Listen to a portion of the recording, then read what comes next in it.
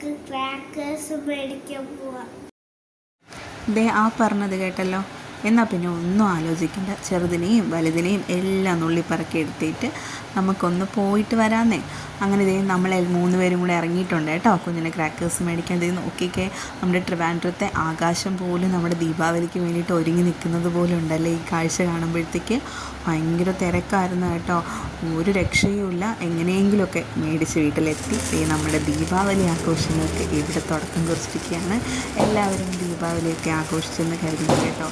അപ്പോൾ നമ്മുടെ ഇവിടെ ദേ തുടങ്ങിയിട്ടേ ഉള്ളൂ, ഇതൊരു സ്റ്റാർട്ടിങ് മാത്രമാണ്. അപ്പോൾ നമുക്ക് ബാക്കി കാഴ്ചകൾ ഇന്നും നാളെയുമായിട്ടൊക്കെ ഉണ്ടാവും കേട്ടോ.